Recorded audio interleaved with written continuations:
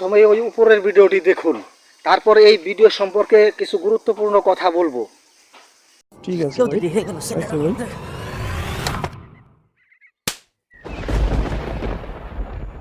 কানা নাকি চোখে দেখিস না? আব্বু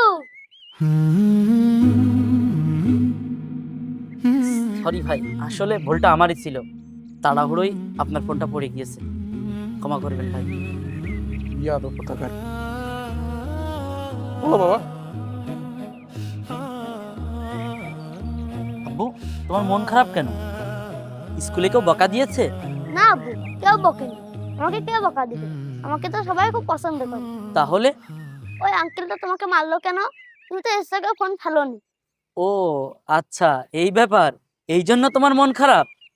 হুম, আরে ওইসব কিছু না, ওই আঙ্কেলটা অনেক ভালো। উনি তো পয়সা, শুধু শুধু তোমার মারলো। ধুর বোকা, ওই আঙ্কেলটাও অনেক ভালো, কিন্তু সে রাগের মাথায় আমাকে একটা চড় মেরে দিয়েছে। দেখো, পরের বার দেখা হলে সে আমাকে সরি বলে নেবে।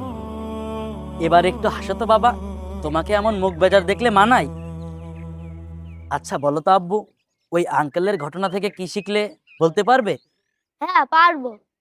ওই আঙ্কেলের ঘটনা থেকে শিখলাম আমাদের সবসময় মাথা ঠান্ডা করে সিদ্ধান্ত নিতে হবে। এই তো ভেরি গুড বাবা, তোমাকে চকলেট কিনে দেব, আসো।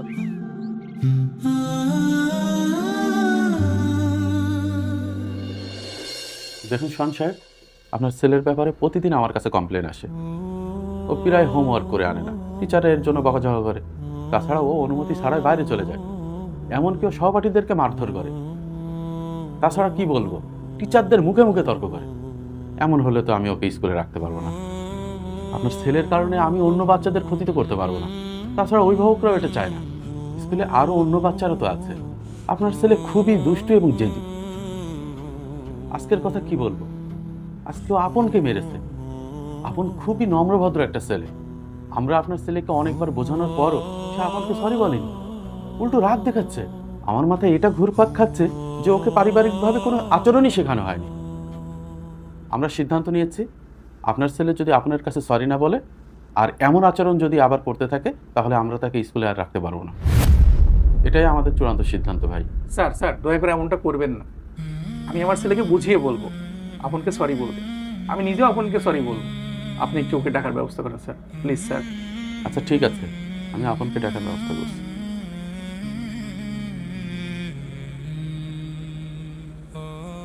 আরে স্যার, আপনকে আমার রুমে পাঠিয়ে দিন।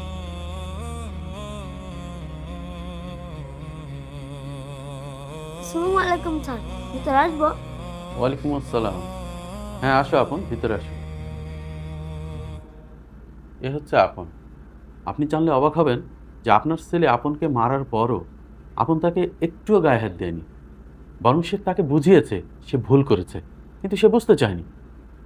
শুনো আপন, আপনার অনেক ছোট মানুষ, ও না বুঝেই তোমাকে মেরেছে। তুমি কিছু মনে করো না, কেমন বাবা? না না, ভালো আঙ্কেল, আমি কিছু মনে করিনি। আব্বু বলেছেন আমরা যখন ছোট ছোট বিষয় নিয়ে রেগে যাই তখন বড় ক্ষতি হয়ে যায়, তাই আমাদের উচিত সবসময় মাথা ঠান্ডা করে সিদ্ধান্ত নিও। ভালো আঙ্কেল, তুমি কি আমাকে চিনো? হ্যাঁ, আমি আপনাকে চিনি। আপনি না সেই আঙ্কেল যে অল্পতে রেগে যায়? আপনি তো আমার আব্বুকে চড় মেরেছিলেন।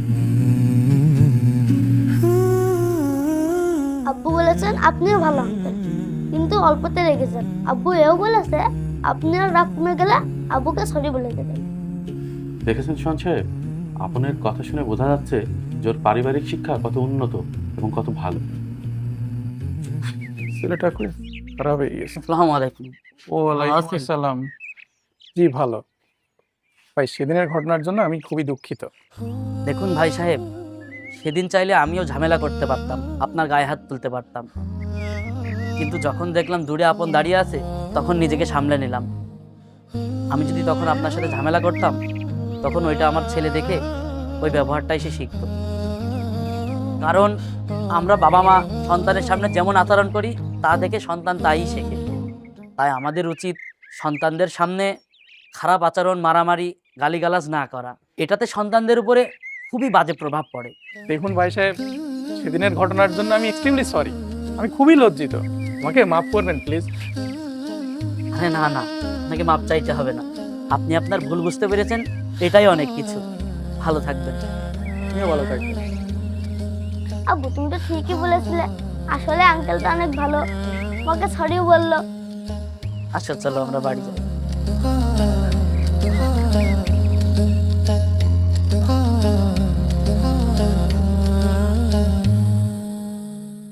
আমরা যারা গার্জিয়ান রয়েছি, আমাদের শিশুরা, ছোট ছোট ছেলে মেয়ে আছে বাড়িতে, এই নাটকটি দেখে আমরা কি শিখতে পেলাম?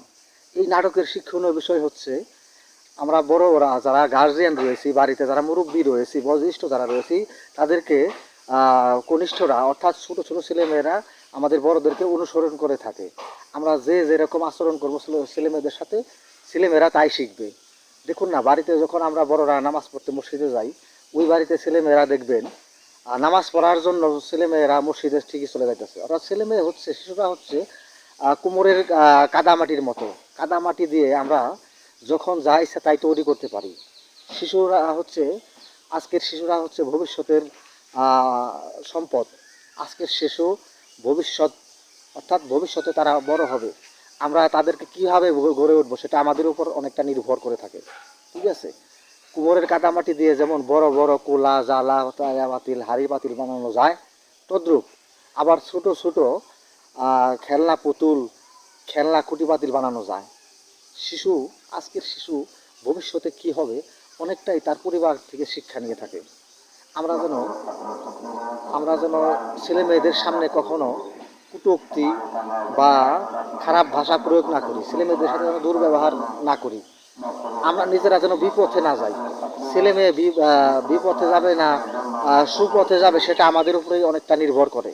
কাজে আসুন আমরা ছেলে মেয়েদের ভবিষ্যতের কথা চিন্তা করে বড়রা সতর্কভাবে চলাফেরা করব, সতর্কতার সহিত কথাবার্তা বলবো, তাদের সাথে সুন্দর আচরণ করব। এই নাটকটি সত্যি হৃদয় ছুঁয়ে যাওয়ার মতো। এই নাটকটি একটা শিক্ষামূলক নাটক। এই নাটকটি আমাদের শিক্ষা দেয় ছেলে মেয়েদের সাথে কীভাবে আমাদের বড়দের কথা বলতে হবে, তাদের সাথে কী আচরণ করতে হবে। সত্যি এই নাটকটি আমাদের কেমন লাগলো অবশ্যই কমেন্ট করে জানাবেন। আর ভিডিওটি ভালো লাগলে চ্যানেলটি সাবস্ক্রাইব করে আমাদের পাশেই থাকবেন। ধন্যবাদ সবাইকে। আসসালামু আলাইকুম।